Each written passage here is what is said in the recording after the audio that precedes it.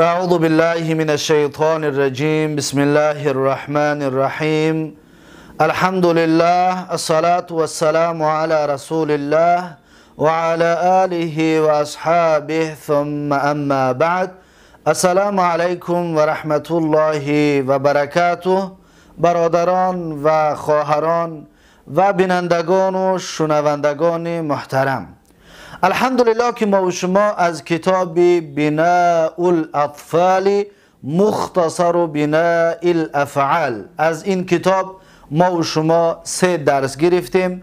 حالا باشد درس 4 و همچنین باب 4 از 22 باب صرفی را خواهیم گرفت. الباب الرابع یعنی که باب 4 از 22 باب صرفی. و همچنین فراموش نشود که باب 4 از بابهای ثلاثی مجرد هستند، از فعلهای هستند که 3 حرف اصلی دارند و حرف زیادتی در اونها نیست. پس میبینیم که صاحب کتاب درباره باب 4 چی میگوید. در صحیفه 3 هر کسی که این رساله را، این کتابچه را دارد، در صحیفه 3 میارد میگوید که الباب الرابع، یعنی که باب 4 از 22 باب صرفی. وزنه فعل یفعل. دقت بتید که وزن باب 4 فعل یفعل هست. 3 باب گذشته ما و شما فقط فعل بود، یعنی که عین فتحه بود، اما اکنون این 4 باب عین کسره می شود در فعل ماضی. دقت بتید فعیل. در فعل مضارع فتحه می شود که یفعل. موزونه هم وزن این باب علم یعلم هست. دقت بتید علم یعلم. عین باب رو ببینید کسره هست، حرف لام، و عین در فعل ماضی. در فعل مضارع عین باب رو ببینید فتحه است. علم یعلم، وزنش فعل یفعل. این باب چندم است؟ باب 4. همچنین چند از فعل ها رو برای شما می نویسیم از همین باب. یکم فرح، فریح، فریح، فریح، یفرح، یفرح. دقت بتید فریح یفرح. و همچنین می شود که بنویسیم صعید، صعید، صعید، یصعد، یصعد. ببینید یصعد. اکنون صعد یصعد. اکنون این فعلهایی که شما حالا میبینید اینها هم از باب 4 است. اکنون علامت این باب چی است؟ دقت بتید صاحب کتاب میگوید که و علامته، نشانه باب 4 ان یکون عین فعله مکسورا فی الماضی. عین فعلش میگه در فعل ماضی مکسور است، یعنی کسره دارد. عین باب رو ببینید فعیل، عین باب کسره است. در اینجا علیم، عین باب کسره است. فریح، عین باب کسره است. صعید، عین باب. در فعلهای ماضی عین باب کسره هستند. این علامت باب چند است؟ 4. یکم در فعل ماضی عین باب کسره هست. دوم چی؟ و مفتوحا فی المضارع. و در فعل مضارع همین عین باب فتحه می شود، مفتوح می شود. دقت بتید یفعل، یعلم، یفرح و یسعد. ببینید همش فتحه شد. پس معلوم شد که علم یعلم از باب 4 است. علم دانست، یعلم می داند. فریح یفرح از باب 4 است. فریح خرسند شد، یفرح خرسند می شود. و سعید یسعد باب 4 است. سعید بلند شد، یعنی بلندی در برآمد. یسعدو بلند می شود، در بلندی می براید، یعنی بالا برآمدن. سعیده یسعدو. پس اینها معلوم شد که از باب چی بوده است؟ از باب چهارم که در فعل ماضی عین کسره و در فعل مضارع عین فتحه می شده است. این نشانه اش است. و بناؤه، اکنون باب چهارم بناش، ساختش برای چی است؟ ساختش چطوره که سه باب گذشته را گرفته بودیم، این چهارم باب ده میگوید که و بناؤه ایضا للتعدیه غالبا، بناش میگد همچنین برای فعل های متعدی است. دقت بتید. اکنون باب یکم را ما و شما گرفتیم که نصر ینصرو للتعدیه غالبا و قد یکون لازم، گفتیم بنای فعلشه. باب دوم ضرب یضربو، همچنین غالب برای متعدی است و گاه گفتیم لازم می آید. باب سیوم فتح یفتحو، ما گفتیم غالبا متعدی است و گاه لازم می آید. اکنون باب چهارم علم یعلمو، همچنین غالبا متعدی گاه لازم می آید. یعنی ساخت بنا، این چهار باب ساخت بناش یک خیل است، یگان فرقیت در ساخت بناش نیست. و قد یکون لازما، متعدی می آید غالبا و گاه لازم می آید. مثال المتعدی، مثال متعدی برای فعل متعدی، یعنی که باب چهارم این علم، ببینید برای متعدی مثالش این است که علم زیدون، ببینید زیدون المسألة ببینید زیدون المسألة، علم زیدون المسألة. این فعل برای متعدی است. برای فعل لازم چی است؟ میگه که وجل زیدون، این فعل لازم است. وجل زیدون، این فعل چی است؟ فعل لازم است. وجل زیدون. اکنون دقت بتید، علم فعل متعدی است. متعدی چی است؟ هو ما یتجاوز الفاعل الى المفعول به. علم را ببینید که فاعل را گذاشته به مفعول به تجاوز کرده است. زیدون فاعل هست، فاعل را گذاشت به مفعول به، پس علم فعل متعدی است. دانست زید مسئله را، یک مسئله را، یک حکم را زید دانست. اکنون دانستن در بالای مسئله واقع شدگی است، پس علم این چی بوده است؟ فعل متعدی بوده است. اما وجل زیدون، وجل یعنی ترسید زید، وجل یوجلو به معنای ترسیدن، و ترسید زید، ببینید خود زید ترسید، پس این مفعول به ندارد. در اینجا ما گفتیم فعل لازم، فعل لازم هو ما لم یتجاوز الفاعل الى المفعول به، مفعول به ندارد، تجاوز نکرد فعل را به مفعول بهش، پس این فعل لازمش بل وقع فی نفسی، بلکه همین ترسیدن در بالای خود زید واقع شده است که زید خودش ترسیدگی است، زید خودش ترسیده است. پس وجل زیدون، وجل فعل لازم است.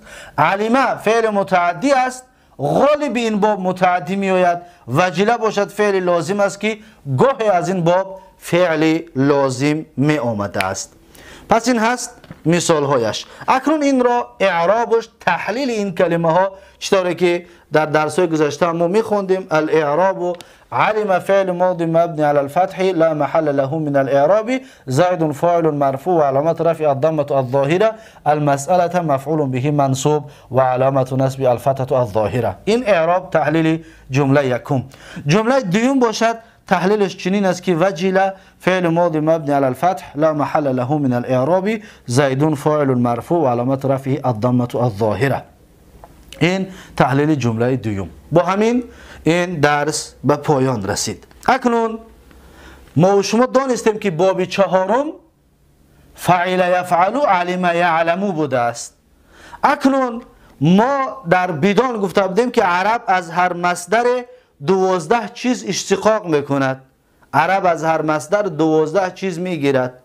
پس میبینیم که از علم یعلمو این 12 چیز چی طور میشود؟ دقت بتید، این 12 چیز را شما دقت بتید. مثلا علم فعل ماضی است، فعل ماضی یکم فعل ماضی را میگیم چی؟ علم. علم. فعل مضارع یعلم. یعلم. در اسم فاعل میگیم که عالمون. عالمون پس معلوم شد که اسم فاعل است. ما شما توجه کنید میگیم فلان عالم است. عالم اسم فاعل است. اسم مفعول مثلا میگیم معلومون. معلوم میگیم فلان چیز معلوم است، یعنی آشکارا هست. معلوم اسم مفعول هست. معلومون. جهت باشد لم یعلم. لم یعلم فعل جهت. نفی باشد لا یعلمو. لا یعلمو نمیداند. لا یعلمو. لم یعلم ندانست. لا یعلمو نمیداند فعل نفی. امر باشد یعلم یعنی بدان. یعلم فعل امر. نهی باشد لا تعلم ندان. لا تعلم این فعل چی است؟ فعل نهی. لا تعلم. اسم زمان و اسم مکانش باشد هرش یک وزن قطعی می آید، می شود معلمون، زیرا که از غیر باب یفعل هست. معلمون اسم زمان و مکانش. اسم آلتش باشد اگر معلمون یا معلمتون به همین وزن ها می آید. معلمون. اکنون را برای اصلش دانستن رجوع میکنید به اصل لغت عرب که معلمون میگوید یا معلمتون. خب معلمون اسم آلت. اسم تفضیل باشد اگر اعلمو. اعلمو. اعلمو. ببینید ما در بدان گفتیم که اسم آلت این خاصی لغت عرب هست که 3 وزن دارد، مفعلون و مفعلتون و مفعولون. ما نمیتونیم بگیم که این فعل حتما مفعلون میآید یا مفعلتون میآید یا مفعولون میآید. این رو باید به اصل لغت برگردیم که لغت عرب چی گفتگی هستندش. از این حساب یکی از اینها را بنده نوشتم در علم یعلمو. اما در واقعیتش چی است؟ به لغت عرب باید رجوع کنیم. اما این اسم تفضیل این وزن معین دارد، از هر فعلی که باشد همینطور اسم تفضیلش میکنیم. یا اسم زمان و مکان. نه این باقی مانده‌اش اینها قیاسی هستند یا اینها گرفته می شود. هر کس می تواند که اگر بابش را بداند و معین کند باقی مانده‌اش را غیر از اسم آلت.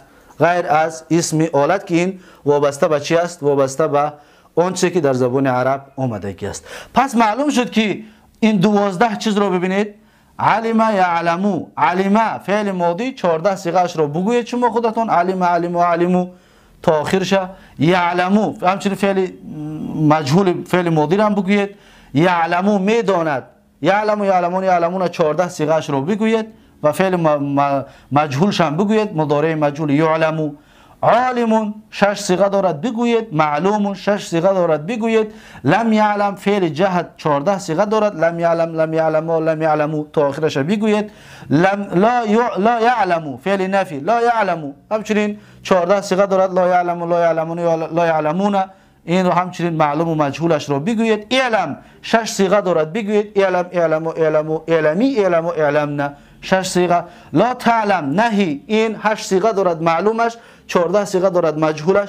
این رو همچنین بگویید. اسم زمان و مکان معلمون این 3 صیغه دارد بگویید. معلمون معلمون معالمو. و اسم آلت همچنین 3 صیغه دارد بگویید. معلمون معلمون معالمو.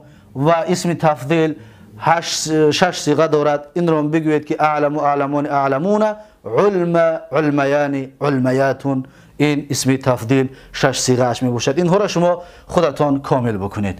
اما این از باب علمه بود. چطور گفتیم؟ از فرحه چی؟ فرحه یفرحو. اکنون از این باب اسم فاعل اسم مفعول نمی آید. از این را صفت مشبهه می گوید. از اون می آید. فریحون. فرحون. فرحون اسم چی است؟ صفت مشبهه نام دارد. یعنی فارحون مفروحون نمیگوییم زیرا که از این باب نمی آید. و این را انشاءالله در کتاب های بعدی که میخونیم مثلا صرف میر، بعد از این باب ها صرف میر رو میخونیم و بعد از این تصریف عزی رو میخونیم و بعد از اون الله راضی باشد شذ العرف گفتنی کتاب بسیار معروف و کتاب بسیار مفید است، اون را که خواندیم یا شافیه کتاب ابن حاجب را که خواندید، پس دیگر این چیزها را دیگر خوب درک میکنید. حالا همین قدر بدانید که از این باب عالمون و معلومون فارحون و مفروحون نمیگوییم، زیرا که به این وزن نمیاد، بلکه فرحون میگوییم. یعنی اسم فاعل است لیکن نامش صفت مشبهه نام دارد. خب دیگر باقی مانده اش میآید، دیگر باقی مانده اش افرح، مثلا لم یفرح، لا یفرح، افرح، لا تفرح، مفرحون اسم زمان و مکان میآید، مفرحون آلتی اسم آلت میآید، افرح اسم تفضیل میآید، دیگه باقی ماندهاش میآید.